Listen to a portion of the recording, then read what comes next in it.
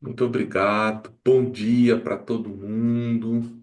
Espero que todos estejam bem agora nessa reta final, né? Finalzinho de ano, já nos preparando para as atividades finais que percorrem o nosso ano e, com isso, contentes de estarmos de novo reunidos para o último encontro dessa nossa oficina, que vai ser um encontro com algumas características diferentes do que a gente tem realizado em outros momentos, tá? Bom, eu queria começar então por nós fazermos uma, um estudo rapidinho, mas antes de a gente ir ao tema, deixa eu pedir, Serginho, você consegue fazer a prece de abertura para a gente, querido? Posso sim, amigos. Então, vamos sentir a alegria que este encontro proporciona no nosso espírito, para que, com o sentimento da alegria, da esperança, da oportunidade de adquirir conhecimentos, possamos nos conectar de forma vibrante com Deus, nosso Pai de infinito amor, que a todos protege, que a todos cuida, e os acontecimentos cotidianos da vida, eles possam nos servir para fortalecer a nossa fé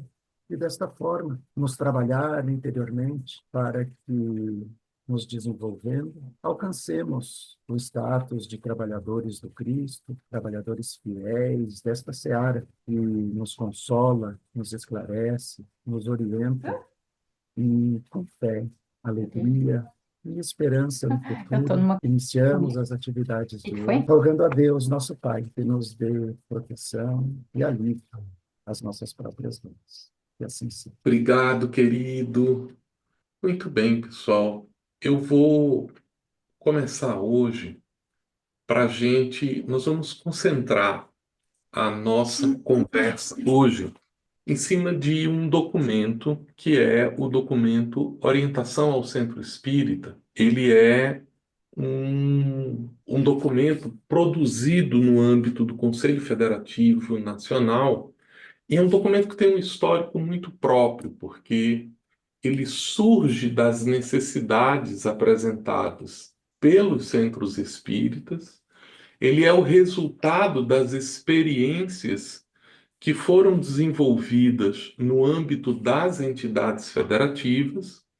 Essas experiências foram reunidas, então, em um documento no âmbito do Conselho Federativo Nacional, e essas experiências voltam para as discussões de maneira que, ao longo de quase 2 anos, o material foi sendo trabalhado em torno desses aspectos, até que, finalmente, ele ganhou o corpo de um documento que é a segunda edição do documento Orientação ao Centro Espírita.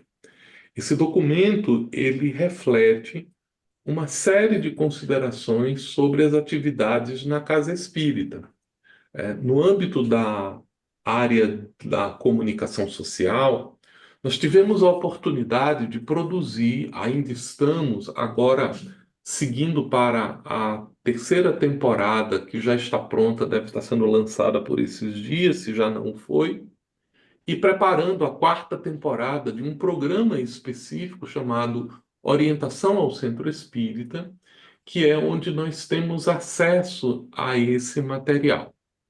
Dentro desse contexto, eu não sei se eu estou conseguindo compartilhar. Não, eu não estou conseguindo compartilhar a tela com vocês. Então, eu vou pedir que vocês tenham um pouquinho de paciência por conta dessa peculiaridade, né? Da gente não tá podendo compartilhar esse texto, mas ele é um texto que é fundamental para o desenvolvimento das nossas atividades. Para que a gente possa acompanhar um pouquinho isso, eu vou colocar no nosso chat o endereço em que a gente pode encontrar. esse documento, deixa eu só checar aqui, de maneira que quem não tiver o documento pode ter acesso a ele, inclusive ao material do programa, como nós estamos mencionando, né? Então, nesse endereço, coloquei o endereço errado. Recuperar ele aqui. São múltiplos os endereços que às vezes eu mesmo me esqueço. Ah, tem uma coisa boa aqui. Pronto. Melhor que isso, depois eu coloco. Eu coloquei para vocês o próprio documento no chat. Então eu anexei o documento, ele é um documento um pouquinho grande, mas ele já está aí disponível para vocês. Alguém pode confirmar para mim que o documento está no chat? Sim, está sim. Perfeito, então. Perfeito, queridos.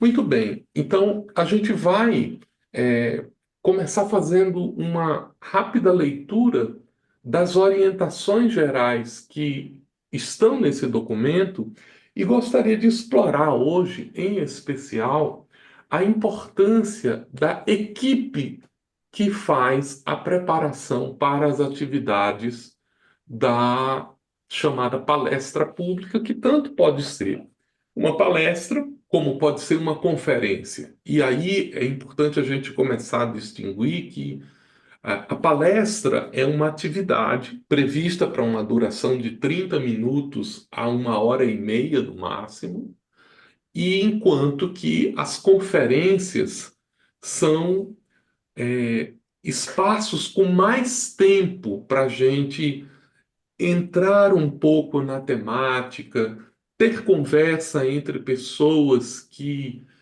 conhecem o tema, ter interação com o público. Então, o objetivo da conferência é o tratamento de um tema específico por diferentes pessoas, diferente do seminário, onde uma pessoa que é especialista no assunto vai mergulhar e vai aprofundar o assunto como isso. Então, nós vamos verificar que, no Orientação ao Centro Espírita, nós vamos identificar essa preocupação com a estruturação dessas atividades, que, primeiro, é uma atividade que se destina ao público em geral. Então, a estrutura do documento, ela vai mostrar para a gente uma fundamentação, né? A fundamentação sempre trazendo uma reflexão cuja base é o trabalho de desenvolvimento das atividades, que no caso do Orientação Centro Espírita, nós vamos observar algumas passagens que encontramos no Evangelho segundo o Espiritismo. Na fundamentação, nós vamos encontrar assim: e depois, e levai a palavra divina aos grandes que a desprezarão, aos eruditos que exigirão provas, aos pequenos e simples que a aceitarão, porque, principalmente entre os mártires do trabalho, desta provação terrena, encontrareis fervor e fé. Arme-se a vossa falange de decisão e coragem. Mãos à obra. O arado está pronto. A terra espera. Arai e conclui: ide e agradecei a Deus a gloriosa tarefa que ele vos confiou. Mas atenção, entre os chamados para o Espiritismo, muitos se transviaram. Reparai, pois, vosso caminho e segui a verdade. Essas são as palavras de Erasto no Evangelho segundo o Espiritismo, no capítulo 20, no item 4. Dentro dessa visão que Erasto traz para a gente, nós primeiro vamos identificar uma correlação muito clara entre a recomendação e a chamada parábola do semeador, né?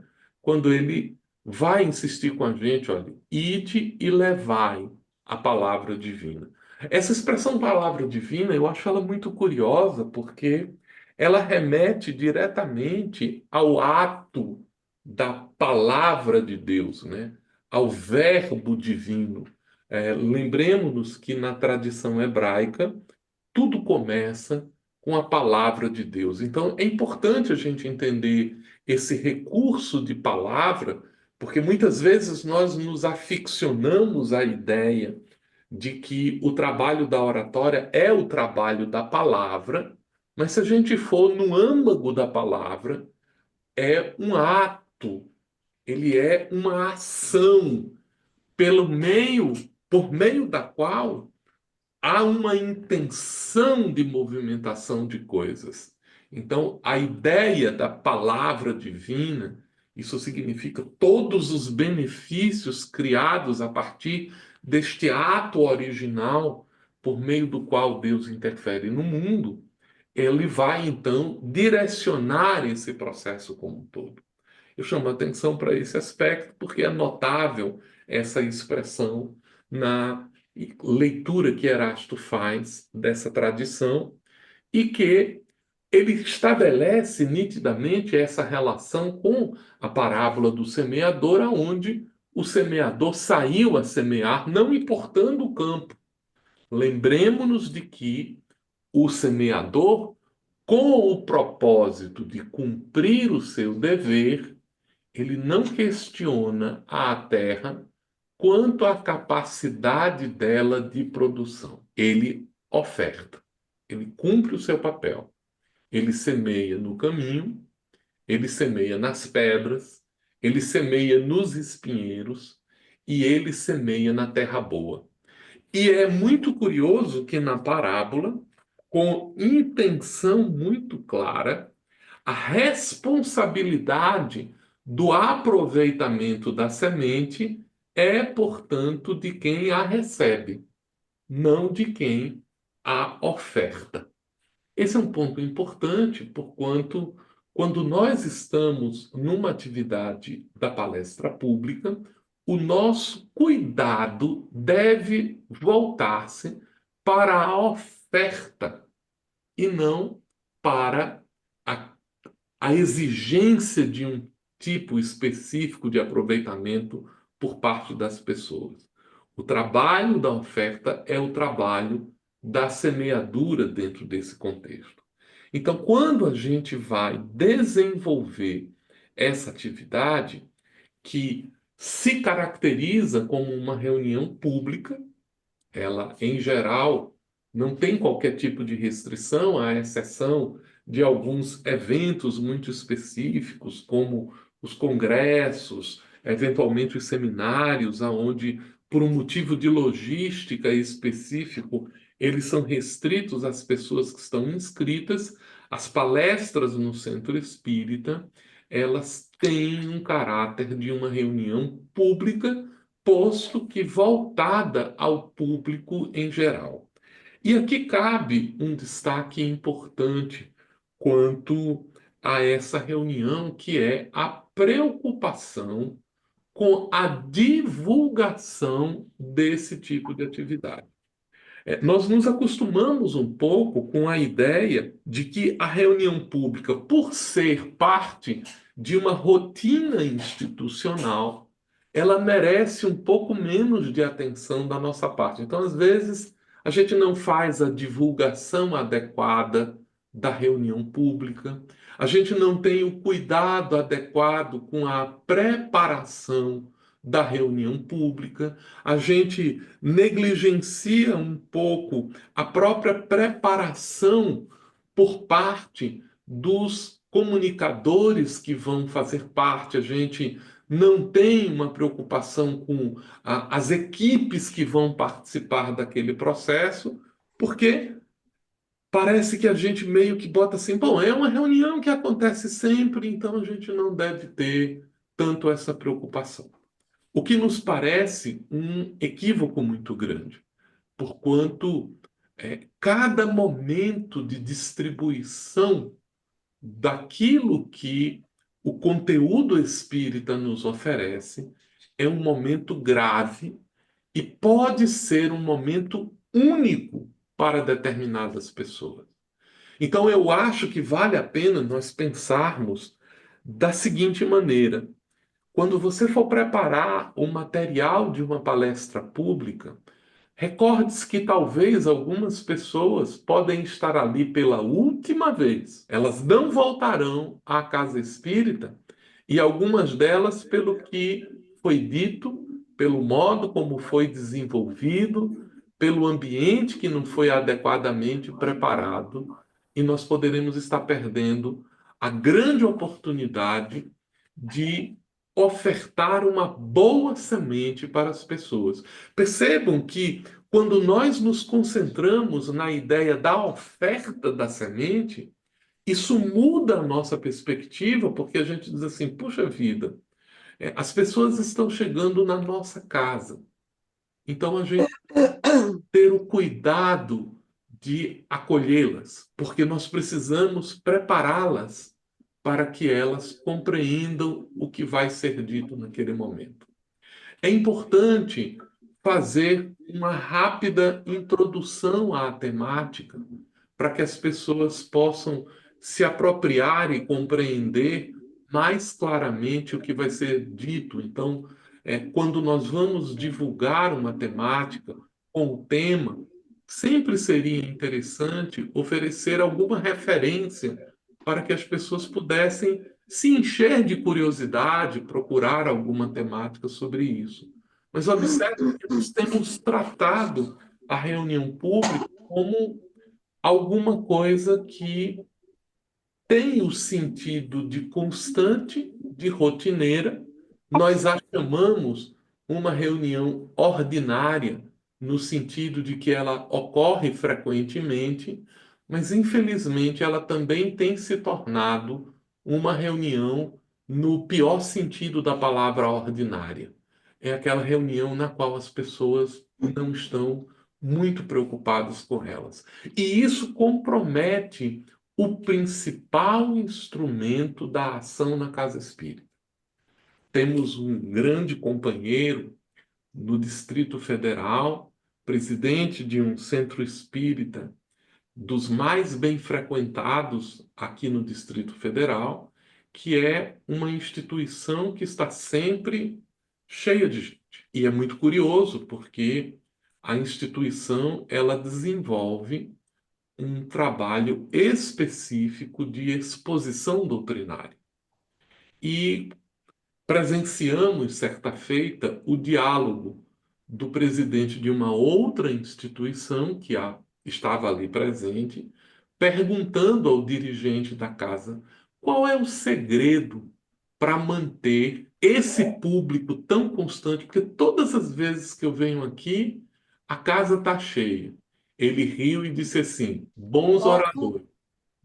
Eu mandei um recado. Bons oradores. Porque, Quando nós ela preparamos insiste muito, ela o fica material agoniada com antecedência. e faz a Obrigado, meus amigos.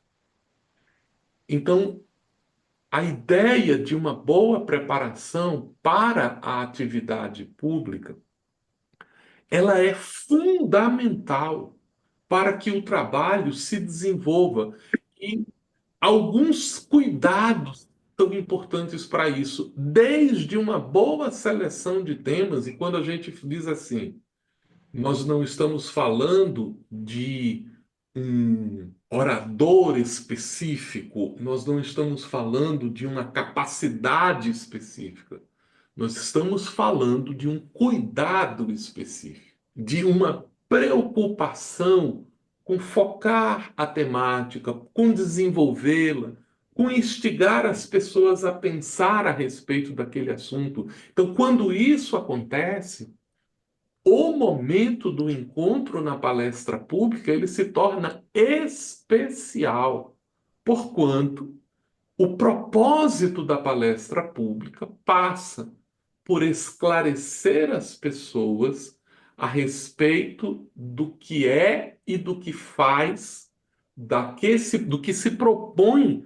o pensamento espírita. Esse é o trabalho do esclarecimento.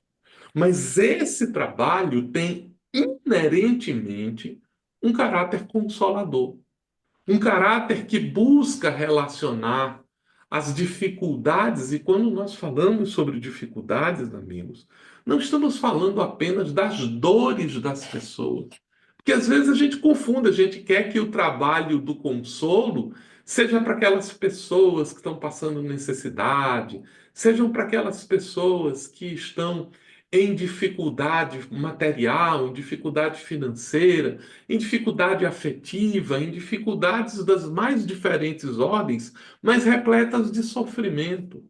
E nós nos esquecemos, às vezes, de que esse consolo é também a oferta da força para quem está na labuta do dia a dia, para quem está quase desfalecendo, para quem está quase desacreditando naquilo que está sendo feito.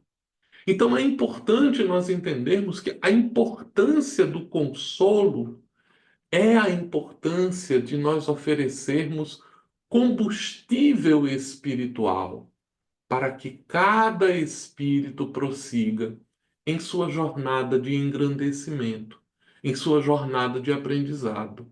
Então, quando nós vamos preparar materiais para o trabalho, nós precisamos sim esclarecer, consolar e promover o bem. Este é outro aspecto que, por vezes, nós nos perdemos nessa atenção. Porque a gente procura esclarecer, deitamos conhecimento. Ó, fazemos um verbo que encanta as pessoas dentro daquele propósito de chamar as atenções para o conteúdo que nós estamos trazendo, que é sempre vigoroso, é sempre renovador. Procuramos explorar os aspectos mais difíceis da vida humana, trazendo mecanismos psicológicos de superação, trazemos reforço para o sentimento das pessoas. Mas nós precisamos nos recordar que é preciso promover o bem. É preciso fazer com que o bem se torne alguma coisa notável. E o momento desta conversa no Centro Espírita é um momento precioso para destacar esses aspectos, para falar a importância do bem como aquilo que constitui a causa de felicidade da humanidade, porquanto o bem é a busca do ótimo, o bem é a busca daquilo que é o mais eficiente, o bem é aquilo que funciona na realidade das coisas. E é por isso que nós devemos nos dedicar a ele à luz dos conteúdos espíritas que vão então trazer esta promoção, este consolo, esse esclarecimento. E precisamos ter aí o cuidado de fundamentar este conhecimento nas próprias obras fundamentais da doutrina espírita. Porque nós não estamos apresentando as nossas ideias. O papel do orador não é apresentar um modo pessoal de ver os conteúdos, mas de expor a doutrina dos espíritos, de apresentar aquilo que os espíritos nos trouxeram, este também o caráter de revelação espiritual que Allan Kardec explora no primeiro capítulo da Gênese, quando trata do caráter da revelação espírita. E este processo de fundamentação que nós vamos encontrar na obra básica da doutrina espírita servirá então de referência, também desenvolvida na literatura espírita que decorre daquela obra.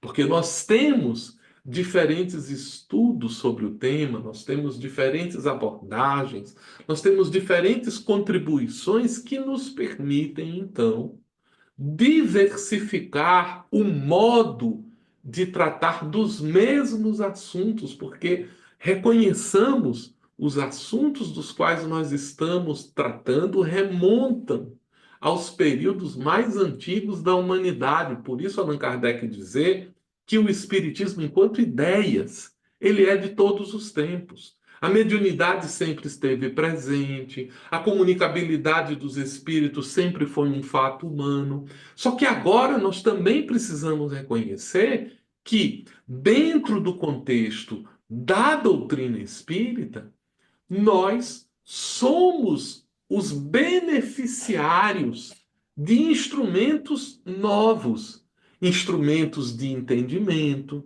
esclarecimentos e revelações que os espíritos nos trouxeram à luz de uma lógica própria, condensada por meio de inúmeros experimentos que se fizeram ao longo da tradição espírita, nas comunicações dos espíritos, a própria ética que nós temos, nós vamos identificar como fazendo parte de uma grande rede de compreensões que são desenvolvidas a partir do raciocínio, a partir da experimentação, a partir das concepções desenvolvidas aí pelo trabalho daqueles que estiveram conosco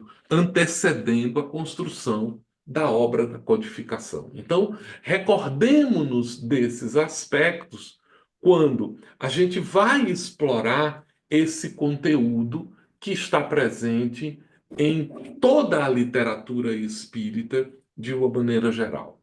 Então, esse encontro de conceitos vai nos permitir um entendimento, uma exploração de conteúdos de uma maneira muito específica para a gente lidar com os assuntos na forma como eles estão sendo desenvolvidos, de explorar a contemporaneidade dos assuntos quando a gente pega temas que foram desenvolvidos na codificação e os relacionamos com a temática presente, às vezes de maneira direta, às vezes de maneira histórica, às vezes estabelecendo comparações que são adequadas ao tempo em que nós estamos vivendo. Vou citar para vocês as passagens do Evangelho segundo o Espiritismo, no capítulo sobre amai os vossos inimigos, em que os espíritos insistem com Kardec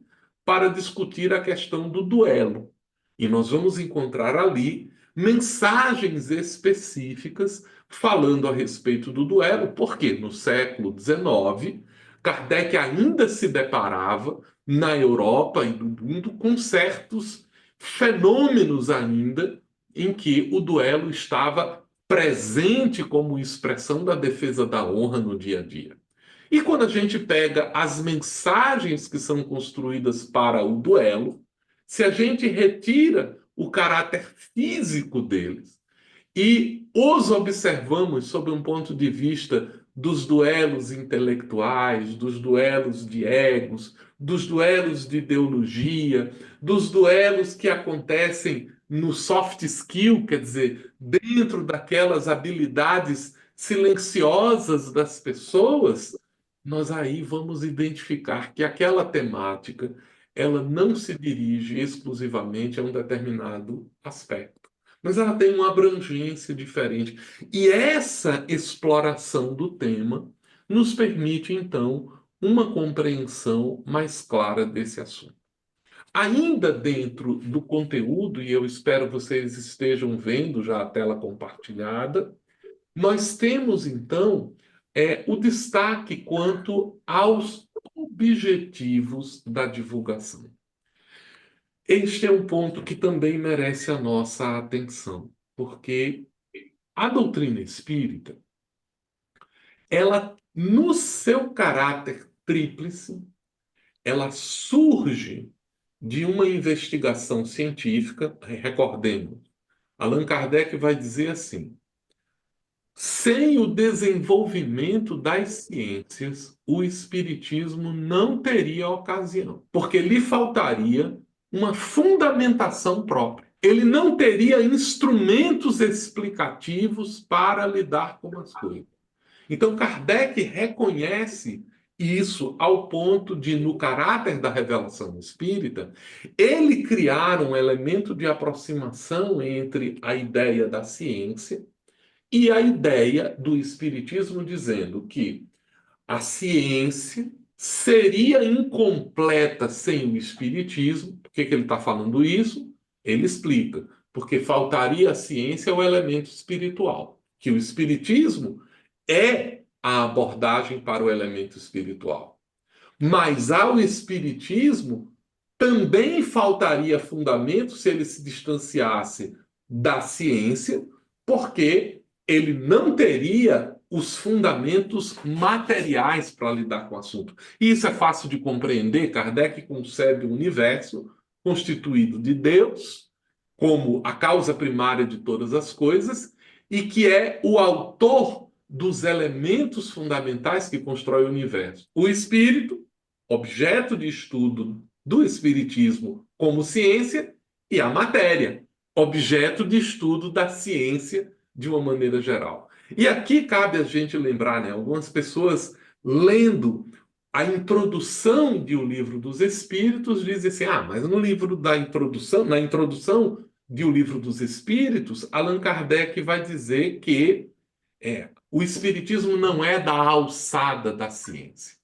De fato ele diz isso, mas ele diz isso assim, ó: o espiritismo não é da alçada da ciência, com C maiúsculo, vírgula, propriamente dita, enquanto ciência, com C minúsculo. Por que ele está fazendo a distinção? O espiritismo não é da alçada da ciência propriamente dita, enquanto ciência, com C minúsculo.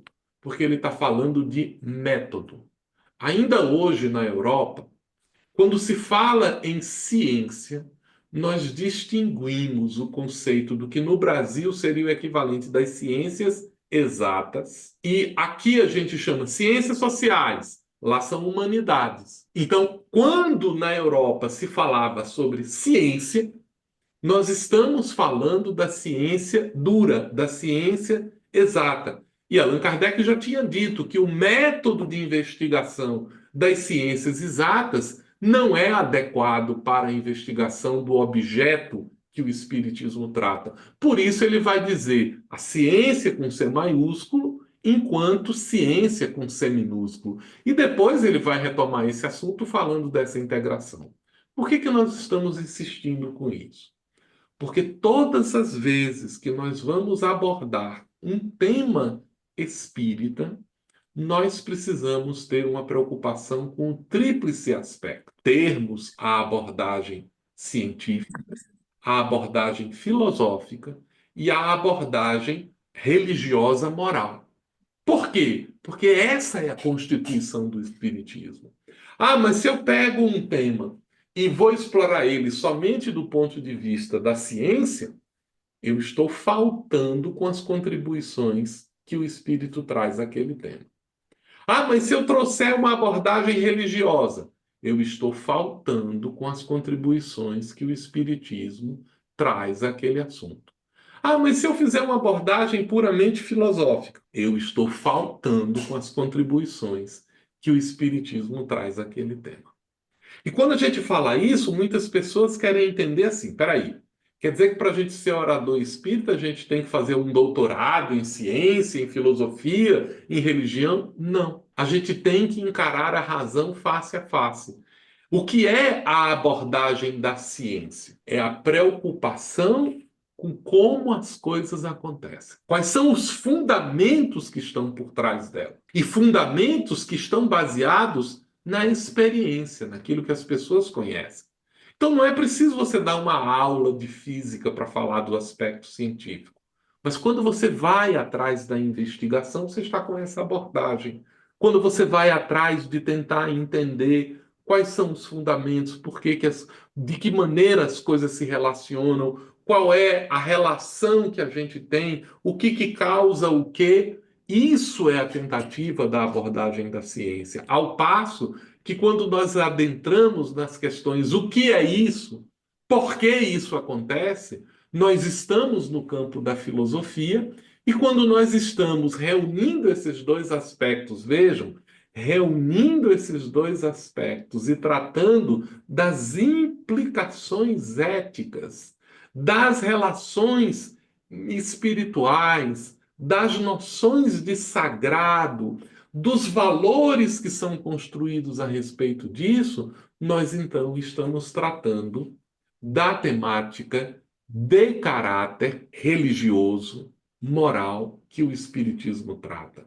Daí a preocupação de nós juntarmos isso. Então a gente pode dizer assim: uma exposição espírita, ela é normalmente estruturada dizendo assim: o que é isso? Abordagem filosófica. O que é? Por que isso acontece? Abordagem filosófica. Como isso acontece? Abordagem da ciência. Como é que essas coisas acontecem? Em que contexto? Quais são as condições em que isso acontece? Essa é a abordagem da ciência. O que fundamenta? Existe alguma lei? Existe algum princípio que dirige isso? Essa é a abordagem da ciência. Quais são as consequências disso para a minha integridade? De que maneira isso pode melhorar a minha vida? Em que aspecto isso cria um valor espiritual para mim? Essa é a abordagem da religião, como o Espiritismo a encara. Nós estamos, obviamente, simplificando, né?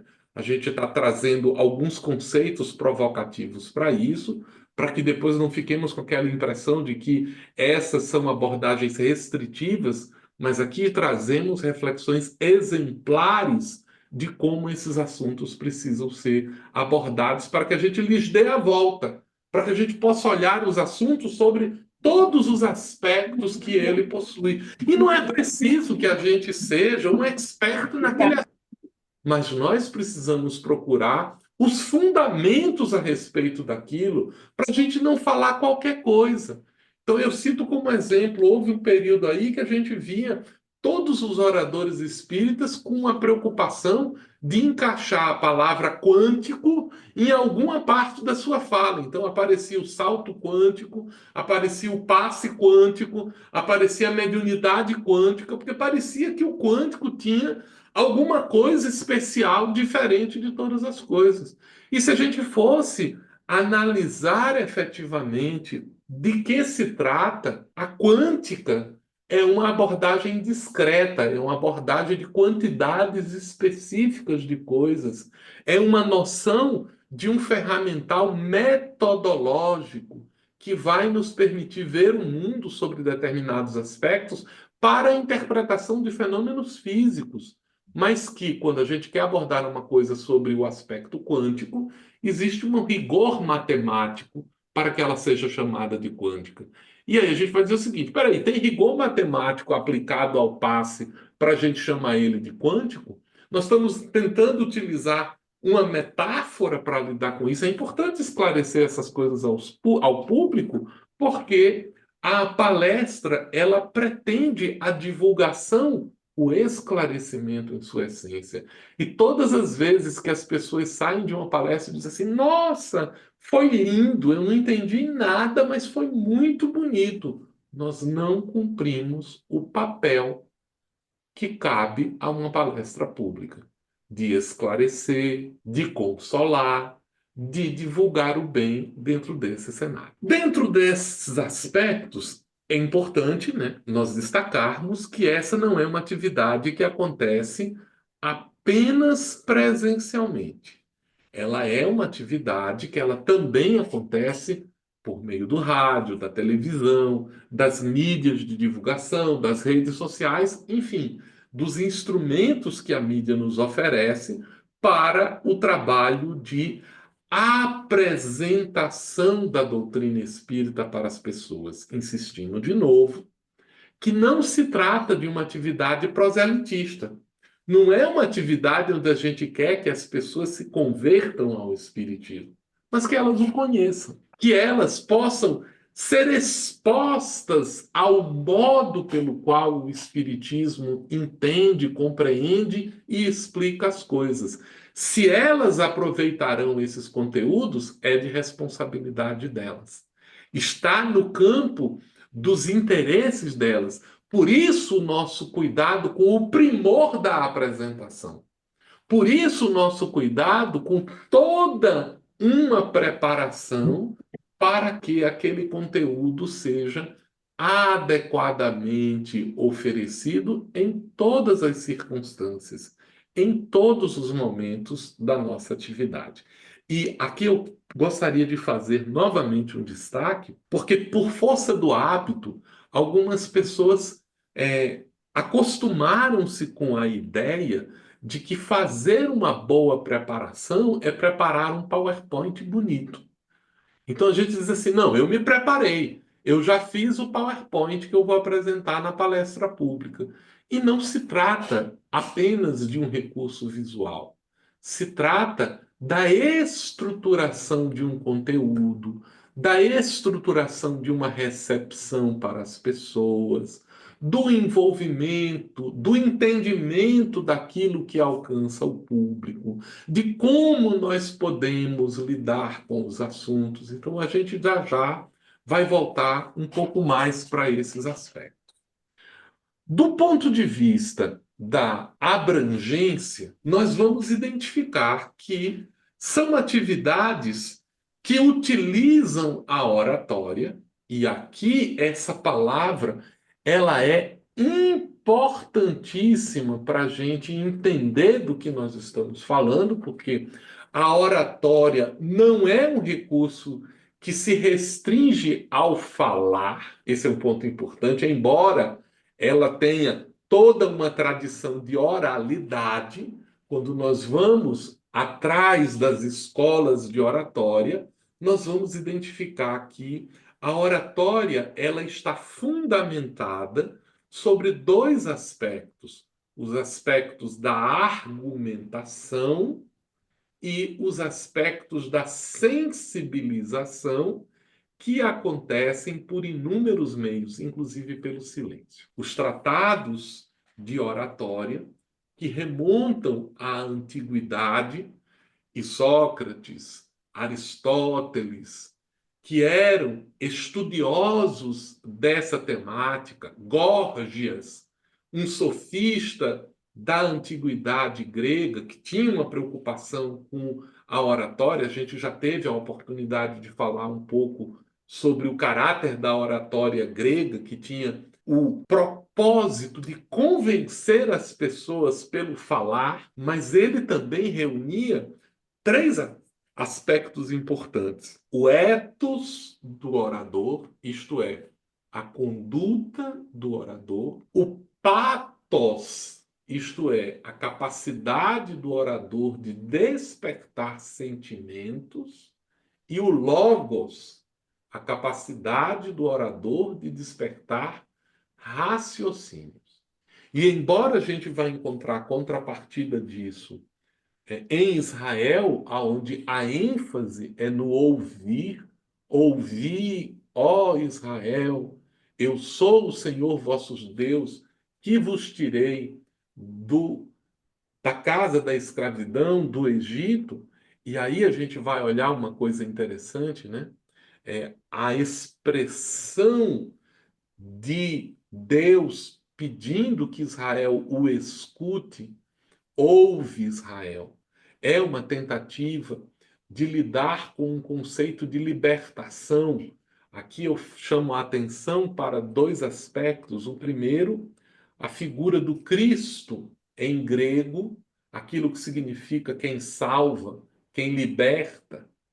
A figura de Jesus na expressão hebraica do Meshá, que é o Messias que liberta, o Messias que salva, e a própria tradição, quando coloca o anjo dizendo a Maria: terás um menino e colocarás nele o nome Jesus, em hebraico Yeshua. Yeshua quer dizer o que salva, o que liberta, a salvação que vem de Deus, mas a salvação no sentido da libertação que vem de Deus. Então, o Cristo, o Messias, no sentido do libertador, do que salva. A palavra Jesus significa o Salvador libertador. E aí, nesse sentido, a gente vai entender a experiência hebraica de salvação pela oratória, que é o quê? É a libertação do indivíduo, é o esclarecimento dele, é o devolver a ele uma autonomia para que ele possa voltar a ser o condutor da sua existência para a planificação dos seus potenciais. Então, a gente já entende aí a figura de Jesus no sentido preciso que ele aparece, mas para que esse processo aconteça por meio da oratória, não é suficiente a argumentação isolada ou a retórica da sensibilização isolada, ou mesmo o exemplo isolado. A oratória é a união desses três aspectos. Por isso nós identificamos em Divaldo Franco o orador do nosso tempo. Por quê? Porque a gente olha para Divaldo e não tem dúvida da ética dele, no histórico dele de dedicação ao bem, na criação da Mansão do Caminho, na adoção de mais de 3.000 crianças que estavam abandonadas para lhes oferecer educação, na influência que ele teve na comunidade que esteve. O que é isso? Isso é o ethos. Isso é a conduta do indivíduo.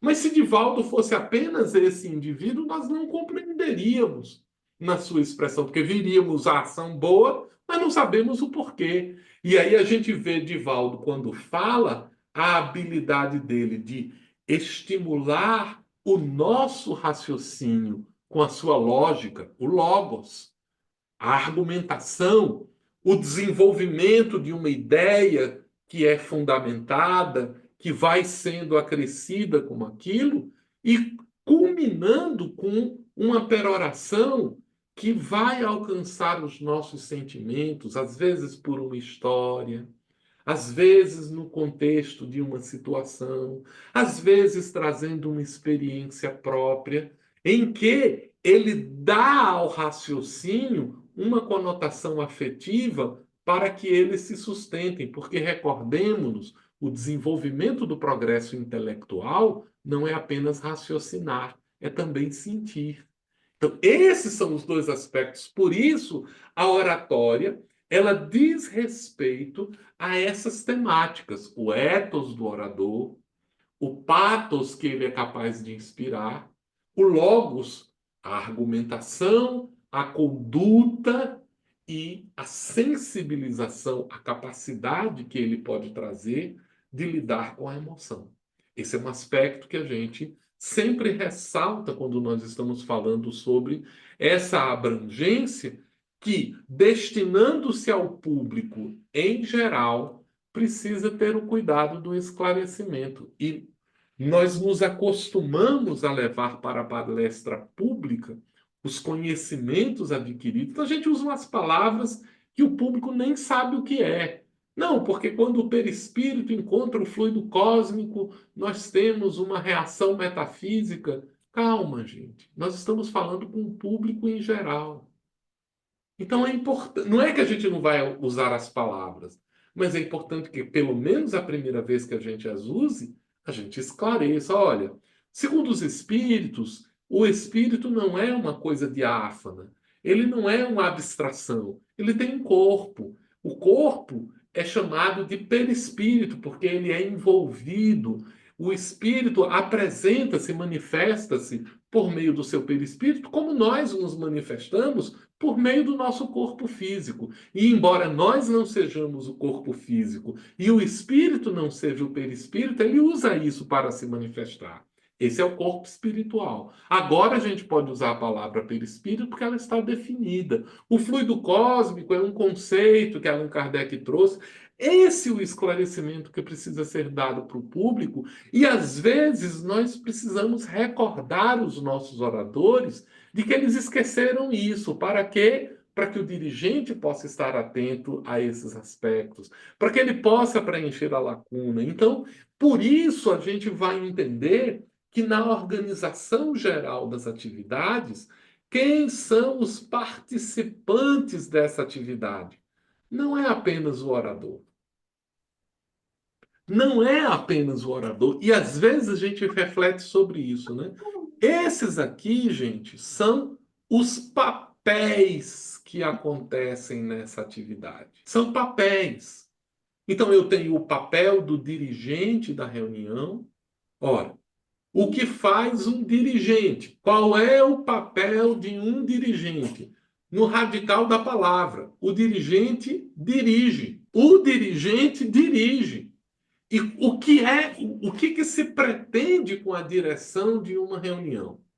É da responsabilidade do dirigente que a reunião alcance o seu destino. Qual é o destino da reunião? O esclarecimento, o consolo, a divulgação do bem para o público em geral. Então, esse é o papel do dirigente. Ele tem que estar atento para quase que fazer um tique nisso. Olha, isso aqui foi adequado para o público em geral? Não, merece uma observação. Isso aqui foi adequado para isso? E vejam, quando a gente está falando de observação, a gente não está falando de tirar as pessoas daquele momento de reflexão. A gente está falando de reforçar e de esclarecer. Então, se o orador, por qualquer motivo, não conseguiu alcançar o alvo, o objetivo da reunião, quem deve garantir o resumo disso, as coisas pequenininhas disso? O dirigente. Mas é preciso ter o cuidado para que o dirigente não se arvore na necessidade de fazer uma segunda palestra, de repetir aquilo que já foi dito. Não, o dirigente, ele é o responsável por fazer um resumo, no máximo. Se ele percebeu que o objetivo não foi alcançado, e somente nessa situação, olha, o objetivo não foi alcançado. Ele tem lá um parágrafozinho que resume o tema e que encaminha ele para esses objetivos. E aí ele faz um breve esclarecimento para que aqueles que não alcançaram a ideia possam eventualmente ter acesso. Então ele esclarece uma palavra, ele oferta um conteúdo somente quando se percebeu que a reunião não chegou nesse assunto. Então, não é uma atividade que está sob especificamente a responsabilidade do expositor ou do conferencista, porque não é o expositor o dirigente da reunião, ele é o expositor. Ele está preocupado com a semente que está sendo desenvolvida. Ele tem essa atenção, é claro que com a habilidade, os próprios participantes dessa atividade, eles vão melhor o público, eles vão compreendendo adequadamente o que é que está sendo desenvolvido no dia a dia. É natural que isso aconteça. Entretanto, nós não podemos perder de vista que é da responsabilidade do dirigente da reunião avaliar se a reunião alcançou seus objetivos. Para isso, ele precisa estar atento. Ele precisa saber quais são os objetivos da reunião. Então, nos preocupa e deveria ter uma atenção por parte das equipes que preparam a atividade quando nós fazemos uma palestra que não tem objetivo. Por quê? Porque se o indivíduo vai lá falar qualquer coisa, acabou. Nós não sabemos se os objetivos foram alcançados ou não. Então é importante que a reunião tenha uma configuração. É importante que a gente tenha um trabalho. É claro, gente, e aí eu evoco a sensibilidade dos trabalhadores dessa área para dizer assim, vou convidar Divaldo Pereira Franco, não vou dar objetivos específicos para ele, né? Ó, Divaldo, a gente quer que você fale sobre isso, isso ou aquilo outro. Não é assim que se faz. Mas você tem que dar pelo menos os objetivos gerais. Quando você diz assim, o tema é esse? O que vocês estão pretendendo com esse tema? Não, a gente queria que esse tema nos levasse a esse objetivo. Pronto, é suficiente. Mas o dirigente tem que saber disso também. Por quê? Todas as pessoas que vão participar do trabalho precisam estar sintonizadas com aquilo. Então, também os frequentadores deveriam estar cientes dos objetivos daquela reunião.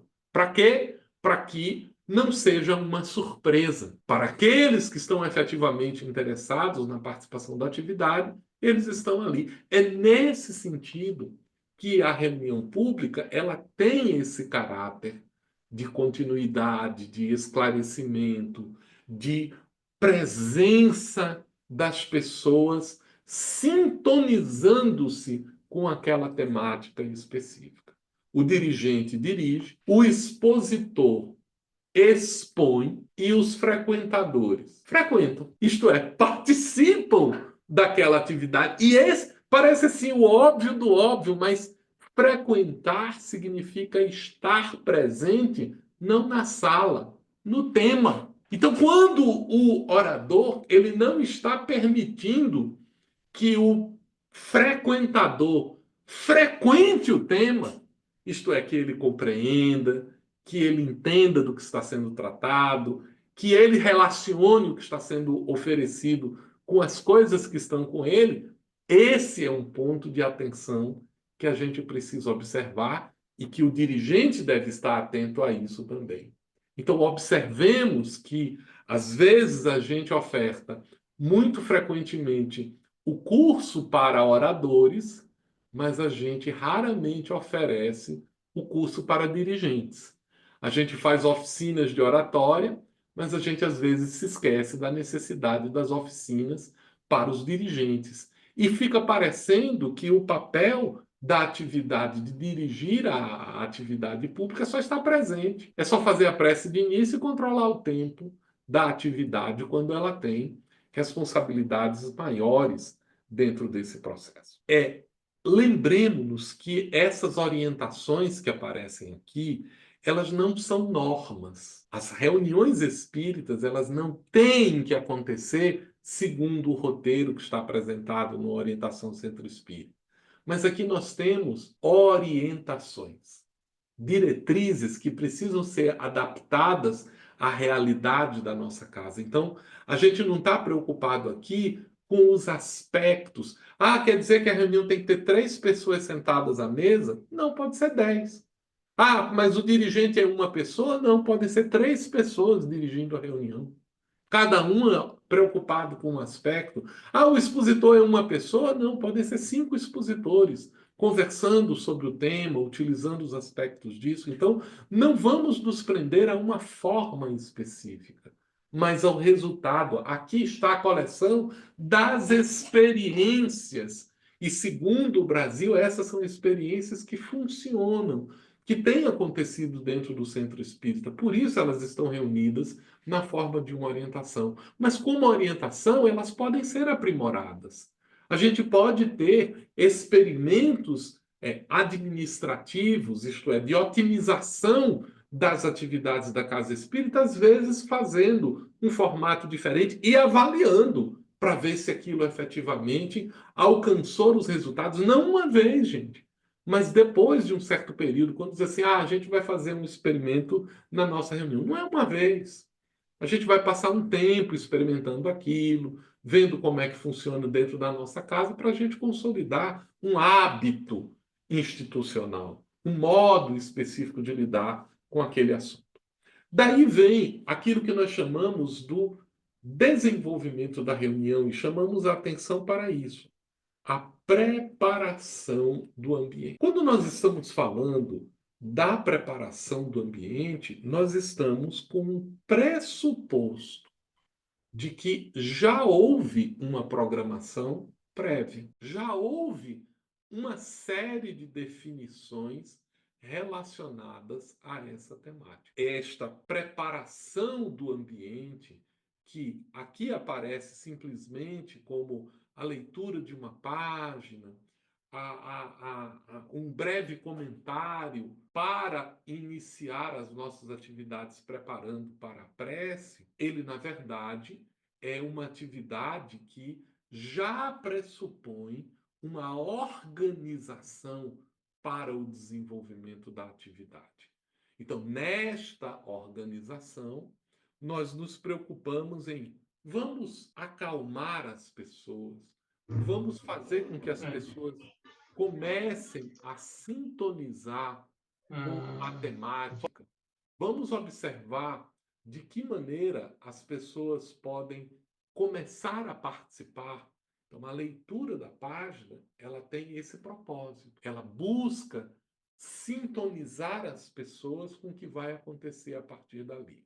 A prece, aonde na prece nós evocamos a presença dos bons espíritos, nós evocamos a proteção de Deus, nós pedimos inspiração para o orador, nós pedimos acalmar o público, nós preparamos efetivamente as disposições da alma para o que vai acontecer.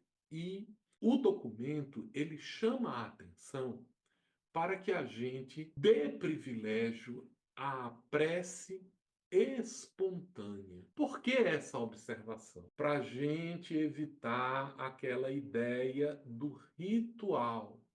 Se todas as vezes na instituição a prece é a mesma prece lida ou a mesma prece declamada, o público que não conhece associa a ideia de que prece é ler aquele texto, de que prece é pronunciar aquelas palavras. E não se trata disso. Por isso, a gente insiste com a necessidade de dar à prece, preferencialmente, esse caráter espontâneo, para que as pessoas vejam o esforço que quem está fazendo a prece faz de sintonia, de sensibilização íntima, porque a prece é esta conversa com Deus. E esta é uma conversa em que a gente vai conduzir o processo. E aí nós chegamos na palestra. Eu chamo de novo a atenção para um tema previamente programado. Olha, Serginho, você vai fazer a palestra hoje na nossa casa. André, qual é o tema? Ah, Serginho, faz qualquer um aí, faz aí o que você quiser. Não, não, não, gente. As pessoas precisam saber do tema. Por quê? Por que as pessoas que vão frequentar o tema precisam saber dele? Porque elas vão lá por interesse do tema. Quando nós divulgamos o tema de uma palestra, as pessoas vão lá até aquele momento porque eles querem frequentar aquele tema. Elas querem se apropriar daquele tema. O orador precisa preparar-se para aquele tema. Os dirigentes precisam preparar-se para esse tema. Por isso, o tema precisa ser previamente programado. O público precisa estar em sintonia com aquele conteúdo. E aí a gente vai oferecer, sempre que possível, temas que estão dentro da abordagem espírita ou relacionados a ela. Essa preocupação vai, então, nortear o modo como nós vamos desenvolver as atividades durante aquele processo. Finda a etapa de exposição. Aí vamos, de novo, ter a preocupação de garantir que ela alcançou a sua finalidade e a prece final. Esse é o modo de estruturação geral. Mas existem algumas recomendações. E aí eu chamo a atenção para isso. O que são essas recomendações?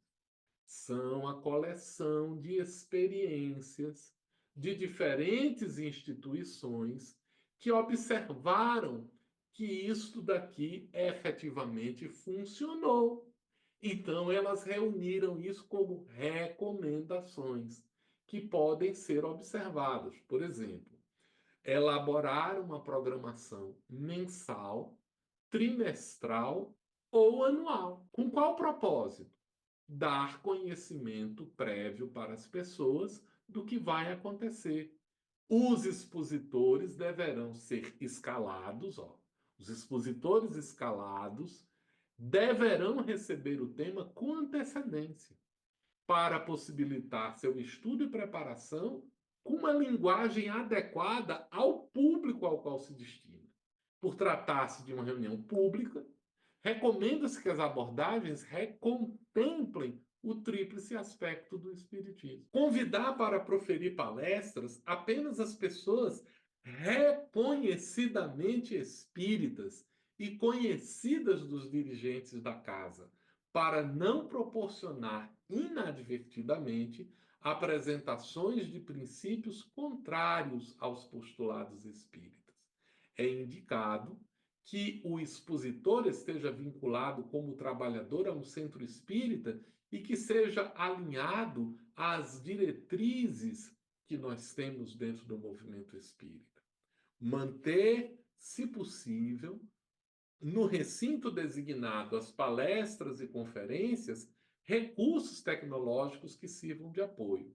Recordando que é dever do dirigente da reunião, caso o expositor faça afirmações contrárias aos princípios da doutrina espírita, esclarecer devidamente o assunto ao final da palestra, com fundamento nas obras da codificação, evitando-se constrangimentos. Recomenda-se fazê-lo de forma serena e cordial, mantendo a fidelidade doutrinária, mas ao mesmo tempo tratando com amorosidade e compreensão ao irmão que realizou a palestra. Vemos aqui algumas recomendações. Por que elas estão aqui? Porque elas acontecem no dia a dia das atividades. Esta reunião poderá contar ou não com a aplicação do passe. É importante o esclarecimento periódico sobre a finalidade do passe, caso seja oferecido ao frequentador, cabendo ao frequentador a decisão de aceitá-lo ou não. Eventualmente, pode-se reservar espaço para a participação do público, com perguntas e respostas, sendo necessário, em tal caso, que tanto o expositor quanto o dirigente da reunião estejam preparados para interagir adequadamente com o público. Por quê? Porque ele precisa saber que ele vai responder perguntas, precisa ter um mecanismo adequado de tratar, o dirigente precisa ter preocupações de entender bem a pergunta, de ouvir a resposta, de interferir caso não seja devidamente esclarecida. Opcionalmente, elas poderão ser gravadas para transmissão ou arquivo. E dentro das possibilidades, a utilização da arte em suas diferentes expressões podem contribuir na harmonização, no acolhimento, na elevação vibracional dos presentes, naqueles momentos que antecedem ou finalizam a reunião pública. Lembrando que, se finalizar, elas precisam estar relacionadas ao tema. Elas precisam dar uma continuidade ao tema, porque este é o objetivo do esclarecimento que foi feito. A palestra, ela tem o propósito do consolo, do esclarecimento e da iluminação das pessoas. Por isso, sugere-se evitar os avisos após as palestras, de modo a manter-se um enlevo proporcionado para que a espiritualidade possa atender aos necessitados.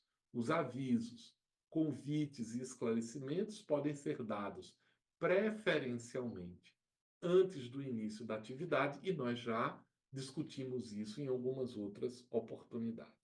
Deve-se observar o cuidado disso. Então, essa é a estrutura específica da atividade da palestra pública, como ela acontece aqui. E, posto dessa maneira, a gente queria, então, aproveitar esses momentos para a gente poder, considerando alguns pontos que foram tratados ao longo da oficina, a gente poder ter esse momento de tirar uma dúvida, pedir um esclarecimento adicional, tratar de algum assunto específico que mereça, de alguma experiência que a gente queira explorar de um modo diferente. E aí nós ficamos aqui à disposição de vocês, pedindo para que a gente possa, de repente, levantar a mãozinha, abrir o microfone, trazer aí as contribuições para enriquecer a nossa oficina, o nosso encontro. Palavra facultada, meus amigos. Serginho querido, por favor. André, excelentes, né, essas tuas colocações, e faz muitas provocações, assim, para a gente que já faz exposição há algum tempo, né, e aonde que a gente precisa melhorar, né. E esses dias, conversando com alguns trabalhadores aqui de Santa Catarina sobre o tema das exposições, veio a intuição, assim, de dizer, faz o básico bem feito, né? Muitas vezes a gente vê assim os expositores querendo fazer algo, nossa, tem que surpreender. Não, se você fizer o básico bem feito, nossa, já está excelente, né? E aí, quando você falou ali do acolher, do consolar e do promover o bem, se a gente lembrar aqui no OSCE, né? Lá na primeira parte, quando vai tratar do objetivo do centro espírita, ele já vai trazer essas considerações. Mas quantos de nós conhece o OSCE? Quantos de nós, né? Ah, eu quero ser um trabalhador espírita. Muito bem. Quanto de nós pegou ali orientação ao centro espírita, né? O documento de orientação à área que a gente se propõe. Então, é claro que ali é o básico, mas a gente só vai conseguir ser muito bom se a gente fizer o básico bem feito, né? Então, eu acho que é fundamental que a gente se debruce, né, sobre o OSCE. E um outro ponto aqui que eu acho bastante importante, e a gente vem discutindo também, né, nessa questão de definição de temas, no passado, o expositor, assim, não, eu digo o tema na quinta-feira, a exposição é na segunda, na quinta ou na sexta eu passo o tema aí para o Centro Espírita, né? Aí, se a gente lembrar lá da mediunidade, que o trabalho da mediunidade é um todo coletivo, né? O funcionamento do centro espírita é um todo coletivo. Isso não é exclusividade da mediunidade, né?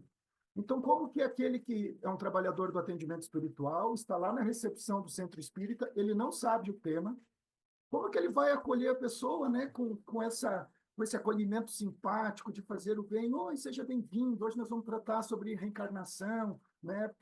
Então, o ambiente é preparado se todos nos prepararmos, né? Mas é necessário aprender a fazer o básico, né? Antes de construir o telhado da casa, né? Obrigado. Serginho, acho esse um aspecto importantíssimo e que queria é, é, aproveitar a tua manifestação para a gente explorar um pouco mais esses aspectos que, assim, precisamos investir na preparação dos trabalhadores para a atividade. E os trabalhadores são todos os que estão trabalhando na atividade. Então, lembra que a gente às vezes faz assim, né? A gente chega no centro espírita e vai para uma sala, aí vai reunir quem vai falar, né?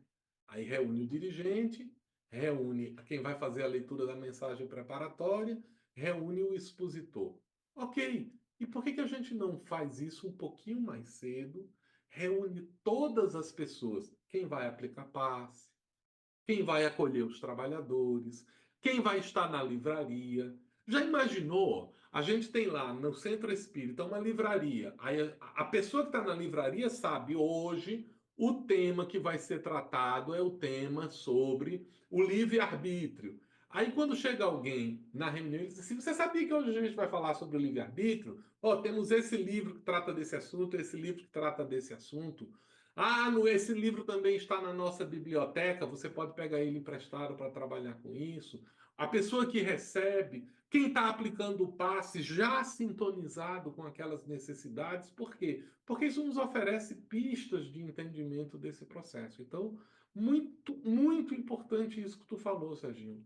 Nós precisamos ter a preocupação de ir no básico, de fazer bem feito o que é o fundamento de todas as coisas. Senão, a gente vai realmente ter dificuldade no tratamento das atividades do dia a dia. Perfeito. Bárbara, querida, Bom dia, pessoal. bom dia. Primeiramente, gratidão pela oportunidade de estar no terceiro encontro hoje. Eu tenho uma dúvida com relação à questão do ambiente da palestra, né? É, antigamente, no nosso centro espírita, a gente tinha uma placa que dizia assim: silêncio é uma prece.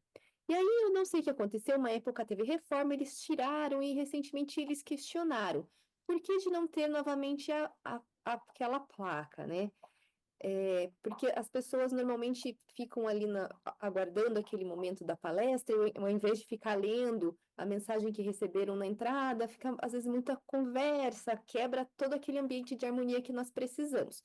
E aí eles me fizeram essa pergunta, por que não voltamos com a placa, né? Aí eu queria saber, assim, qual que é a opinião, assim, da FEB, né? se é necessário ter um tipo de placa assim, porque até então a gente fazia também uma apresentação de abertura com os slides, onde a gente colocava assim várias mensagens doutrinárias, só que aí a gente tem dificuldades financeiras, nosso projetor está com um problema, a gente não consegue fazer isso no momento. Então aí fica muito burburinho, sabe? É importante a gente ver dois aspectos relacionados a isso. Primeiro, o aspecto de que, de fato, o silêncio é uma prece. Isso é verdade. Agora, a maneira pela qual nós proporcionamos isso pode ser por meio de um convite, uma placa, um aviso, um esclarecimento quanto a isso, mas a gente pode utilizar outras atividades, por exemplo, uma música ambiente. Durante o momento em que as pessoas antecedem, a gente faz uma projeção de uma mensagem, a gente vai trazendo assuntos relacionados àquilo, e as pessoas naturalmente elas vão chegando e elas vão se acostumando com esse processo, né? Então, isso vai fazendo a diferença. Pessoal, deixa eu pedir desculpas a vocês só um minuto. Alguém tocou aqui na entrada e eu descobri agora que eu estou sozinho em casa. Então, 2 minutinhos, rapidinho para a gente tomar uma água e de repente no banheiro e voltamos aqui alguns minutos que eu vou aqui ver quem está na porta, tá certo? Desculpa, meus amigos, rapidinho. Especificidades do trabalho remoto, né? A neta chegou aqui e não tinha ninguém para abrir a porta, então tive que ir lá socorrer. Mas é por uma excelente causa, né? Tá bom, deixa eu só ver. Deixa a Bárbara voltar, que eu queria ainda completar o raciocínio sobre a questão do silêncio como parte desse esforço que a gente precisa fazer. Estou aqui, André. Oi, Bárbara. Obrigado, querida. Quando a gente está falando, então, sobre esse modo de proporcionar, ele, nós podemos utilizar outros recursos, né? Então, uma projeção, uma mensagem, às vezes você põe alguém lá já fazendo a leitura de alguma coisa, uma música ambiente, um grupo de arte fazendo uma apresentação que está sintonizada com o trabalho, isso vai naturalmente fazendo as pessoas se prepararem. E aqui vale o destaque de quando a gente vai utilizar o recurso da música ou o recurso da arte, é importante que esse conteúdo tenha a ver com a temática. Porque senão a gente começa a quebrar a sintonia antes. Aí o silêncio é preferível, né? Então, a música ambiente, uma preparação de alguma coisa, a gente pode descobrir mecanismos que funcionam na nossa casa para que isso possa acontecer. Passa, por exemplo, pelo modo como os próprios trabalhadores recebem. Então, quando você. Quem é professor sabe disso, né? Você entra na sala de aula, os alunos estão falando muito alto, aí a gente que é professor faz assim: bom dia, pessoal. Aí os alunos, porque eles não estão escutando, e quanto mais alto as pessoas estão falando, mais baixo a gente fala. Por quê? Porque eles não vão nos ouvir. Eu não estou competindo com eles, eu estou dando o outro aspecto. Então eu começo a falar as coisas bem baixinho. O que isso tem a ver? As pessoas que estão fazendo a recepção da casa, elas estão preparadas para incentivar o silêncio, recebendo as pessoas muito bem-vinda, seja bem-vinda à nossa casa. Então você vê uma pessoa falando baixo, você vê duas pessoas falando baixo, você vê três pessoas falando baixo, você já se tocou de qual é o protocolo utilizado naquele momento. Então percebe que a placa ela é apenas um instrumento, ela não é o único. Ela pode ser muito útil, mas a gente pode ter alternativas. E, como disse o Serginho, o básico funciona. A placa também funciona. Mas para que a placa funcione, ela precisa estar visível. Ela precisa ter um esclarecimento de por que a gente precisa lidar com o silêncio, da forma como a gente vai preparar aquilo. Então, Em geral, se a gente tem uma boa recepção, a gente diz isso para as pessoas. Está vindo pela primeira vez na nossa casa? Tá, olha, na nossa casa, ela é um ambiente que a gente está se preparando para isso. Então, nos momentos iniciais, a gente faz o silêncio como um recurso para ganhar sintonia. Percebeu? Isso vai criando o ambiente, o protocolo do dia a dia para a gente. Tá bom? É, gente, deixa eu Obrigada. pedir socorro com uma coisa. Eu estou vendo que algumas perguntas estão sendo feitas também no chat, mas eu não sei se eu consegui ver todas as perguntas. Posso pedir o auxílio para alguém checar no chat que perguntas a gente tem e eventualmente me provocar com relação a elas? Aguinaldo, meu amigo, tinha uma outra mãozinha levantada, não Bom tinha? dia. Tá bom. Vou passar para o Aguinaldo e depois quem estava com a mão levantada, é só levantar de novo, tá? Por favor, Aguinaldo. Tá me Saudade de ouvindo? você, viu, meu amigo? Tá ouvindo, André? Estou ouvindo, querido. É porque às vezes no Zoom a gente, o áudio aqui fica. André, primeiro parabenizar você e a FEB pela essa iniciativa, né? Que nos ajuda e colabora muito conosco, né? E a gente viu aí o que você, durante a sua fala, você diz a gente faz cursos, a gente faz oficinas para palestrante, para os dirigentes, não. E esse é um problema recorrente que nós temos em diversas casas. E, infelizmente, André, algumas pessoas dizem que não participem de oficina porque o tempo é longo. Por mim, não importa o tempo, não importa se ele seja proveitoso, como tem sido essas com vocês, que a gente vai até meio-dia, vai até mais, e a gente fica querendo dizer assim, não acaba, continua. Mas se você puder depois pensar junto com a FEB para fazer pequenos vídeos ou pequenas mensagens gravadas ou no YouTube ou no outro canal de comunicação audiovisual, para que a gente possa até passar para os nossos dirigentes, que é muito importante. E dizer aquilo que você falou e que Sérgio complementou. Fazer o básico, principalmente para nós que somos ainda aprendizes ou iniciantes, é o mais importante. Então, se você puder ainda reforçar, que eu vi lá, você falou lá, que a prece nas 5 obras básicas da doutrina, mas a palestra também, não é isso que você, acho que você foi bastante claro nisso, não só na prece, mas também na palestra. E que poucas pessoas, alguns dirigentes, André, aconteceu já aqui na minha região e aqui na minha casa, você tem que falar de doutrina espírita, você não tem que falar de Cristo. Eu gostaria que você se pronunciasse sobre isso, até porque eu acredito que você já falou, mas a compreensão, às vezes, do dirigente ou daquele que está à frente esquece que a doutrina espírita é baseada nos ensinamentos de Cristo. Eu gostaria que você reforçasse isso e qual é o seu entendimento. E obrigado. Obrigado, Aguinaldo.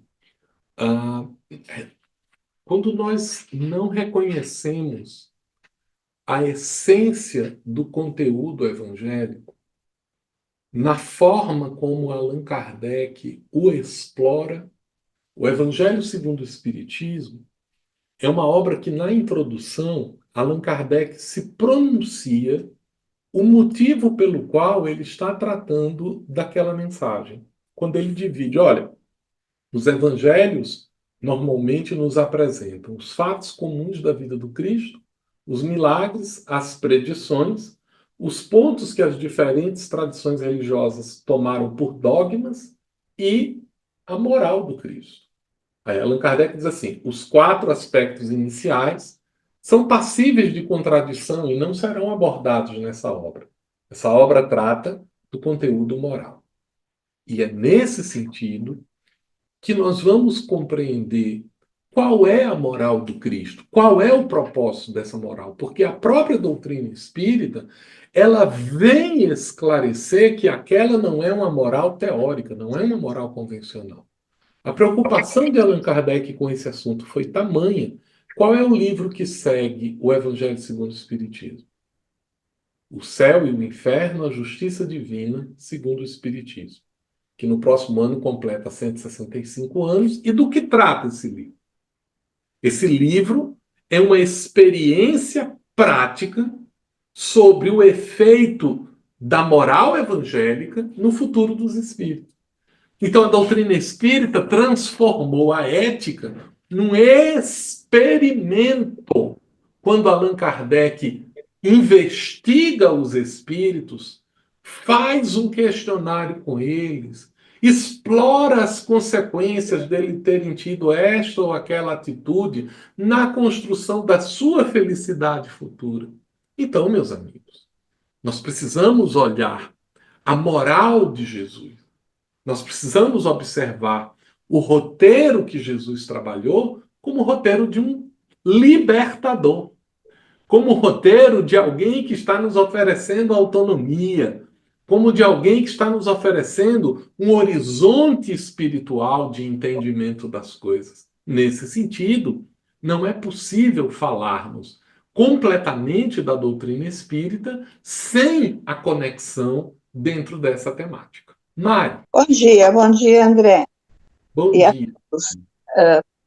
Primeiramente, para dizer que, nossa, eu participei de todos os encontros e, assim, muito bom, quero dar parabéns também, porque realmente esclareceu bastante a todos nós. A minha fala, André, em relação à tua fala anterior, respondendo a nossa irmã que falou sobre o silêncio. Para colocar, a gente fica analisando, ainda mais nós que trabalhamos dentro da União Regional, que muitas vezes nós espíritas, voluntários das casas, nos esquecemos dos 3 aspectos do centro espírita, como orienta Givaldo Franco. Não é só um templo, é uma escola e é um hospital de almas. Então, essa questão de estarmos focados nesse tríplice aspecto da casa espírita é importante. E dentro dessa função do aspecto escola, tem o aspecto educativo. Educativo aos trabalhadores, educativo aos frequentadores. E seja por meio ali, como tu falou, importantíssimo o trabalho da recepção, importantíssimo, né? E o palestrante, ele tem também esse poder, por assim dizer, de nas suas exposições, trabalharem não somente o aspecto como templo, mas como escola e como hospital, com certeza. Então, muitas vezes nós nos esquecemos disso e focamos o centro espírita apenas como templo.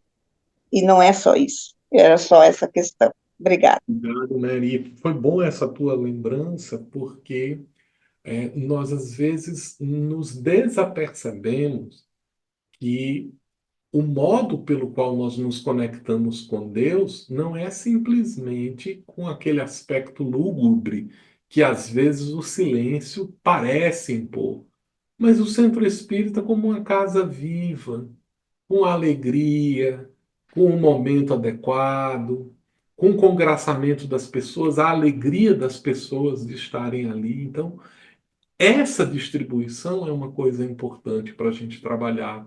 Criar um ambiente espiritual passa por fazer o bem, pela realização do trabalho, pelo cuidado com as pessoas. E, fantástico, Mary, nos recordando de que é ao mesmo tempo um hospital, uma escola e um templo, nós estaremos efetivamente preocupados com todas as dimensões que o centro espírita possui e buscaremos os respectivos objetivos nesse aspecto. Sérgio, querido. Eu gostaria só de colocar também, antes de falar das perguntas do chat ali, da experiência da casa espírita que eu frequento, né? O burburinho, essa conversa antes da exposição, ela era ocasionada principalmente por trabalhadores que não estavam na escala daquele dia, que faziam da chegada do centro espírita um momento de convívio social, e dos frequentadores mais assíduos. Eram eles que faziam aquele zoom, zoom, zoom, assim, né? E aí, na época, a gente conversou bastante, né? E fomos conversando com os trabalhadores. Hoje a gente não tem mais essa dificuldade, né? O silêncio a gente já conseguiu estabelecer, mas eu dei o meu exemplo, assim, quando o pessoal, vamos colocar uma placa, o silêncio é uma prece, né? Aí eu disse assim, olha, o silêncio é uma prece, claro, você sem silêncio não faz uma prece, mas eu não nasci em berço espírita. E quando eu não era espírita, eu estava em silêncio, mas eu vivia constantemente numa guerra íntima, porque eu em silêncio, falando, pensando mal do vizinho, que o cachorro dele entrou aqui no meu pátio, do gato do outro vizinho que subiu no carro, né? Então eu numa guerra íntima, mas em silêncio. Então nem sempre o silêncio é a prece, né? Então nós optamos em não colocar, né? Porque não significa eu em silêncio eu vou estar em prece, né? Então a prece precisa, né? André, nós temos três questões aqui que eu consegui visualizar no chat. Acho que eu faço a primeira, você comenta e nós vamos na sequência. Tem o Giba que está com a mão levantada, não sei se ele fala primeiro ou Não, vamos para a o pergunta do chat. Pedro, na sequência eu já passo para o Giba. Tá, então a primeira delas, né? Se você acha válido, né, no momento da exposição, um debate entre três expositores ao mesmo tempo na tribuna, fazendo um debate entre os três sobre o mesmo tema. Isso é uma coisa muito interessante quando preparada, né? Quando você prepara para aquilo. Então, o debate ele é utilizado como um recurso expositivo.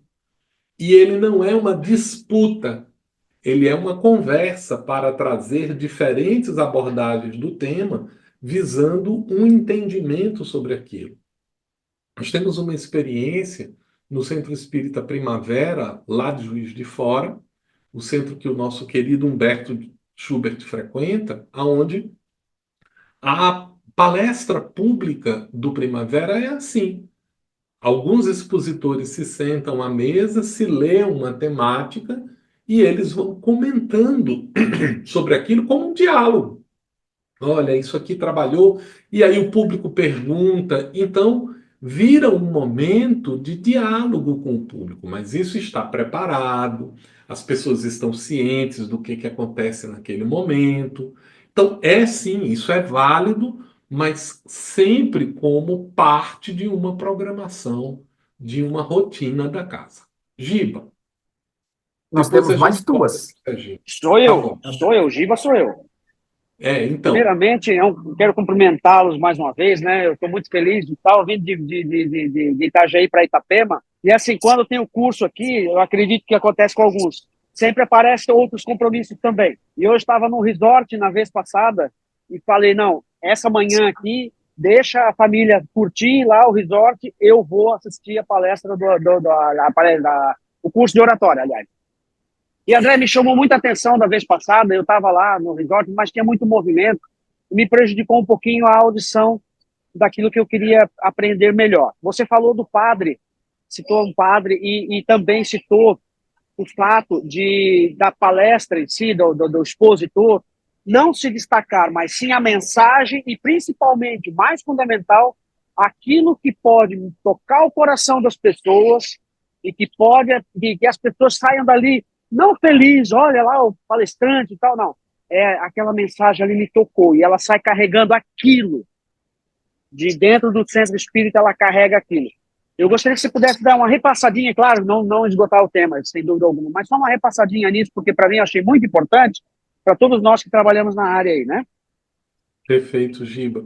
Essa é uma referência ao Sermão da Sexagésima do padre Antônio Vieira, quando ele analisa a parábola do semeador, e a uma certa altura da análise dele, ele vai refletir sobre a qualidade dos bons oradores.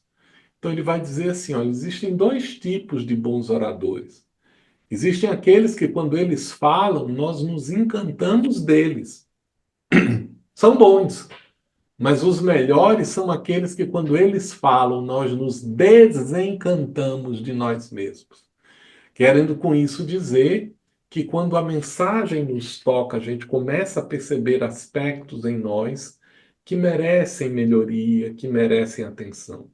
E é importante a gente dizer que nem sempre a mensagem ela é uma mensagem de peso, né? Ela também é uma mensagem de alegria, ela também é uma mensagem de conforto, mas que as pessoas levem para elas. O importante na atividade não é que a gente fique impressionado com as habilidades dos oradores, mas que a gente alcance o conteúdo da mensagem. A mensagem, ela tem o poder transformador. Recordemos-nos de que, por melhor que o orador seja, ele só pode cuidar da transformação dele.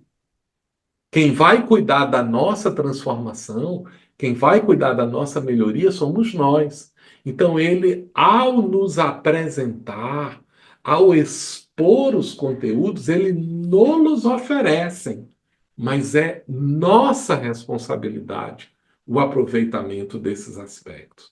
Daí a importância de nós concentrarmos na mensagem. É isso, né, Giba? Sim, Sérgio. André, sim, exatamente. Muito obrigado pelo repasse, viu? Obrigado, querido. Fausto, meu amigo, depois a gente volta para o Sérgio. Fausto, ok, agora o microfone está aberto. Então, bom dia a todos. André, você já mencionou aí a questão do planejamento dos temas, ajustar a organização com o palestrante.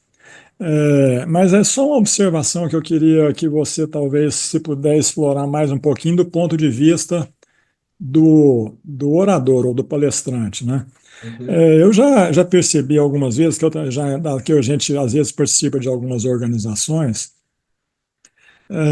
quando a gente, naquela expectativa de uma determinada abordagem, e a gente passa o tema, talvez por falha da gente não orientar precisamente onde que a gente gostaria que o palestrante pudesse explorar, mas às vezes a gente percebe que, por melhor boa vontade e competência do palestrante, às vezes a explanação fica quadrada.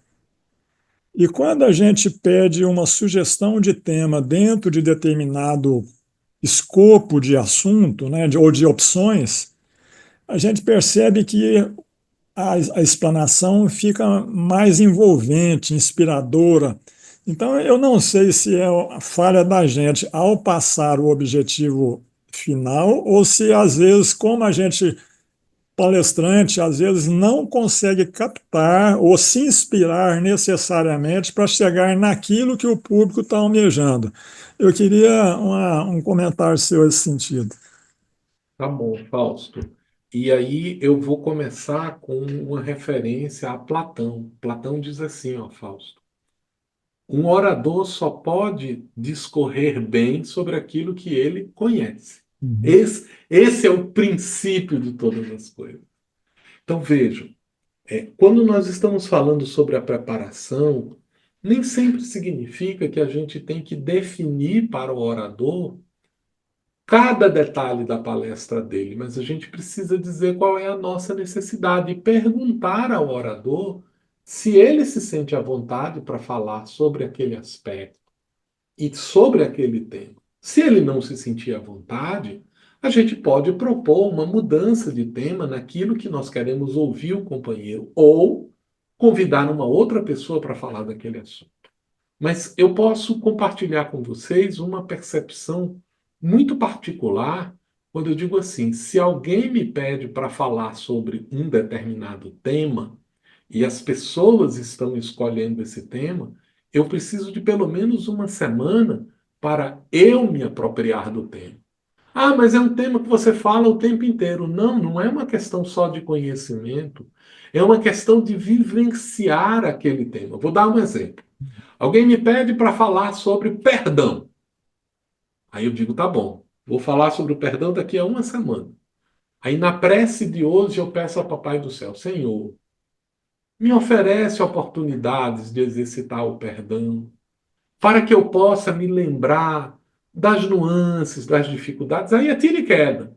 Aí alguém bate no carro, aí alguém faz uma dificuldade, alguém diz um desaforo, alguém faz uma provocação e a gente vai lembrando um pouquinho. Puxa, olha, isso aqui tem isso. Ah, não, não aconteceu nada comigo, mas alguém teve uma experiência a respeito disso. A gente para, reflete sobre aquele assunto, medita. Para quê? Para que o tema não seja uma matéria da cabeça da gente. Precisa ser uma matéria que está no nosso coração e nas nossas mãos. Então, esse exercitar as coisas. E quando isso não é possível? Quando isso não é possível, então, naturalmente, nós damos ao expositor oportunidades de temas. Olha, nós temos uma necessidade, a gente está com dificuldade de compreender o mecanismo da mediunidade na nossa casa. O que você poderia falar para a gente em relação a esse tema? Olha, eu poderia falar sobre os fluidos. Ah, ok, ótimo. Então, faz essa abordagem sobre os fluidos, mas explorando o mecanismo da mediunidade. Não, eu queria falar sobre o perispírito. Tá ótimo. Mas vamos falar sobre o perispírito relacionado a isso. Então, vamos tentar equalizar o que é a necessidade que a casa tem com aquilo que o orador pode oferecer melhor, e nesse encontro, não fomos felizes, então a gente vai melhorando isso, a gente vai aperfeiçoando, porque isso é natural. Eu gostei muito da fala do Serginho quando ele diz assim: vamos fazer o básico bem feito. E o básico é, olha, gente, está com alguma dificuldade, ainda não compreendeu exatamente alguma coisa, vamos aguardar um pouquinho, vamos explorar melhor esses aspectos, vamos destacar o que é que precisa ser lembrado em torno desse assunto. Tudo bem, Fausto? Valeu, André, obrigado. Um abraço, meu querido. Serginho, querido. A próxima questão do chat, então, é relativo quais orientações, né, que a gente precisaria ter para aqueles que chegam novos na atividade, aqueles que se candidatam, né, à exposição doutrinária e muitas vezes ainda com pouca experiência e contaminados por conhecimentos, conceitos espiritualistas. Perfeito, Serginho. Bom, a primeira atividade na formação de qualquer trabalhador no campo da oratória é escutar. Então, quer participar da atividade da oratória? Quero. Então, começa a participar das atividades de oratória dos outros e participar da avaliação. Olha, eu achei que aqui faltou alcançar. Comece a refletir. Qual é o objetivo da palestra de hoje? Qual foi o tema de hoje? Como é que esse tema foi explorado? O que que faltou? O que que foi bom? O que que foi importante? Por quê? Porque você começa a entender um pouco desse processo. E não há dúvida quanto a isso.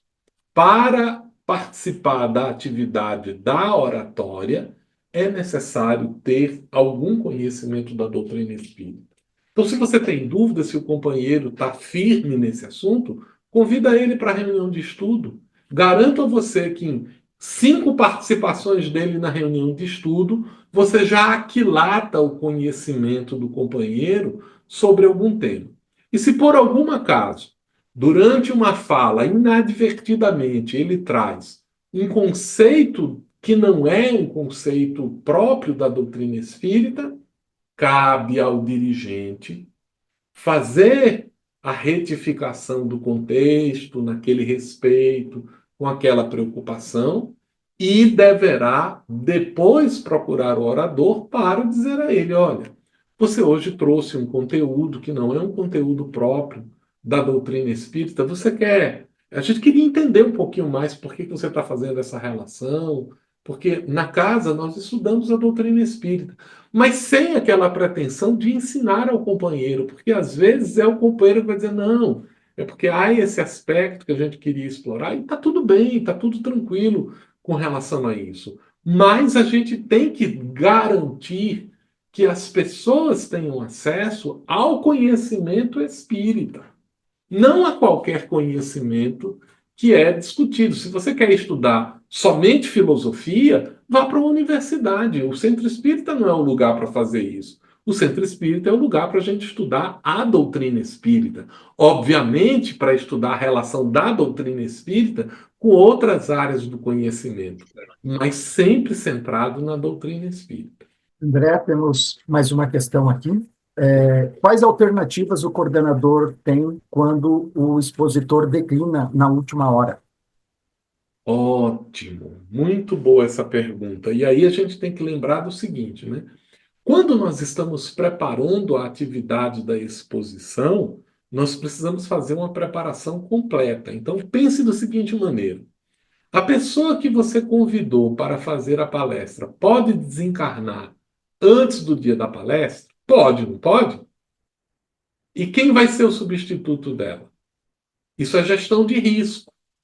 Então, todas as vezes que a gente programa uma atividade doutrinária, você programa o expositor e você programa o substituto do expositor, que também vai estudar o tema, que também vai estar pronto para fazer aquele tema e, eventualmente, não vai fazer. Ele vai estudar, ele vai ter um tema preparado, mas ele não vai fazer aquela exposição porque o responsável chegou, mas ele está pronto para fazer isso. Então, é um cuidado que a gente deve ter também na preparação da atividade. Quando não temos a possibilidade de preparar um substituto específico, caberá então ao dirigente assumir essa tarefa. E ele precisa saber disso com antecedência. Olha, Serginho, você vai dirigir a atividade onde o Fausto vai falar sobre mediunidade. Se o Fausto faltar, é você que assume o tema, tá? Então, o Serginho vai se preparar para falar sobre a mediunidade naquele aspecto. E vai ter a preocupação de dizer o seguinte: peraí, mas o Fausto vai falar sobre o quê? Não, o Fausto vai falar sobre a física quântica e a relação mediúnica. Aí o Serginho vai dizer assim: então eu não posso dirigir essa palestra. Porque eu não vou poder falar sobre esse assunto. Ou, se o Fausto não vier, ao invés de falar sobre a física quântica e a mediunidade, eu posso falar só sobre a mediunidade? Pode. Então tá ótimo. Então, está preparado a abordagem alternativa para aquela temática na forma como ela acontece. Ok? Eu recordo de uma experiência, né, na Semana Espírita de Vitória da Conquista, quando por um motivo, isso tem mais de 15 anos, por um motivo de saúde, Divaldo Franco não pôde estar presente na reunião, na exposição que estava programada para ele, né? E a gente fica naquela preocupação, como é que vai ser, como é que vai responder, como é que vai substituir Divaldo? Simples, tem alguém preparado para fazer isso. Ah, mas não vai fazer como o Divaldo. Claro que não vai fazer como o Divaldo. Mas vai fazer. Vai fazer o básico bem feito. E o básico é isso. O básico é a gente oferecer o conteúdo para as pessoas. Então, sempre que nós preparamos uma programação, a gente prepara. E se o dirigente faltar, quem substitui? Dirigente substituto. Ah, e se o expositor faltar? Expositor substituto. E se quem vai fazer a prece faltar? O precista substituto. Para tudo a gente precisa pensar nisso, porque intercorrências acontecem. Isso é uma disciplina de gestão dos riscos que podem acontecer nas atividades como um todo. E deve ser parte da preocupação das equipes que preparam essas atividades. Mais algum ponto, meus amigos? Não estou vendo mãozinha levantada. Serginho, nenhuma outra questão do chat? Não, no chat eram essas três. Então tá ótimo. A nossa Penélope está aqui, mas ela está sem microfone. Então eu queria, em nome da Federação Espírita Brasileira, em nome da área de comunicação, da equipe de comunicação da Regional Norte, da Federação Espírita Rondaimense, que organizou esse evento para a gente, agradecer muito a participação de vocês, pedir desculpas por conta das intercorrências que a gente teve e não poder cumprir a programação como ela foi originalmente feita no cronograma, mas dizer para vocês da nossa alegria de termos estado juntos, nos colocando então à disposição para algum outro momento em que a gente possa retornar o tema, recomendar fortemente a discussão do orientação ao centro espírita como parte das nossas atividades de preparação para o trabalho na casa, o documento de orientação ao trabalho da comunicação social espírita como parte desse trabalho, e aí a gente vai seguir adiante para as nossas atividades do dia a dia, e eu queria perguntar ao nosso Fausto se ele poderia conduzir a nossa prece de encerramento dessa oficina de hoje. Pode ser, Fausto? Perfeitamente. Vamos lá. Obrigado, querido. Então, a gente primeiramente agradece aí toda a organização, né, e agradece a disposição aí de todos que participaram. E Gostaria de a gente fazer uma reflexão dos nossos papéis, dos nossos desafios, e sempre rogar ao plano mais alto a orientação no sentido de nos dar o equilíbrio, o discernimento. Mestre amado Jesus, agradecemos por esse empreendimento da preparação da oratória, porque sabemos que é o meio de maior contato que nós temos no dia a dia com a transmissão do pouco que a gente tenta conhecer e tenta organizar, nos dando o equilíbrio necessário e que nós possamos ser semeadores.